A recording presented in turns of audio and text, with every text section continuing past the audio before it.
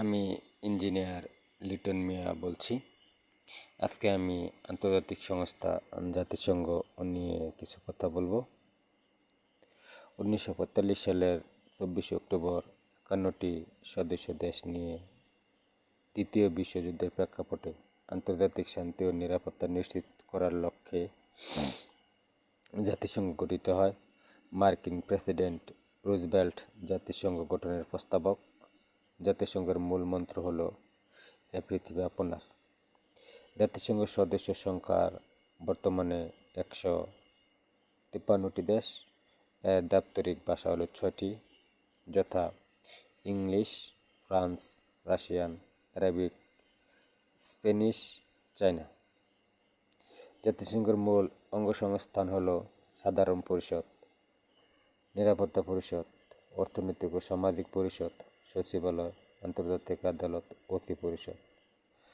আন্তর্জাতিক আদালত জাতিসংঘের থেকে আলাদা একটি স্বাধীন প্রতিষ্ঠান।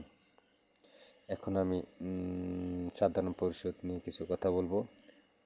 সাধারণ পরিষদ প্রতি বছর সেপ্টেম্বর মাসের তৃতীয় মঙ্গলবার এ পরিষদের বাৎসরিক অধিবেশন শুরু হয়।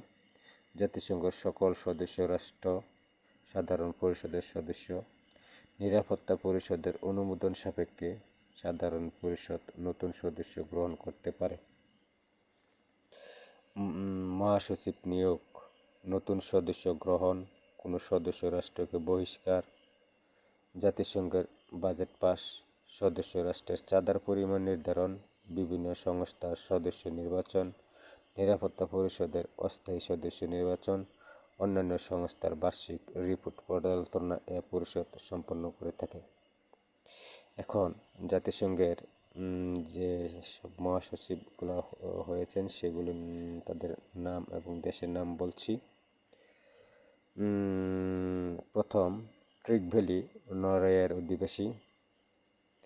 দ্বিতীয় দেখ হ্যামারশোল্ড সুইডেনের অধিবাসী। তৃতীয় ওথান্ড মায়ানমারের অধিবাসী। কোর্ট ওল্ডহেম অস্ট্রিয়ার অধিবাসী। ডক্টর বুটুস-গালি মিশরের অধিবাসী। কোফি আনান ঘানার অধিবাসী। বান কি মুন দক্ষিণ কোরিয়ার অধিবাসী। অ্যান্টোনিও গুতেরেস, এছাড়া জেভিয়ার পেরেজ দি কুয়েলার পেরুর অধিবাসী। এরপর দশম জাতীয় সংসদের মহাসচিব হবে ইঞ্জিনিয়ার লিটন মিয়া, বাংলাদেশের অধিবাসী।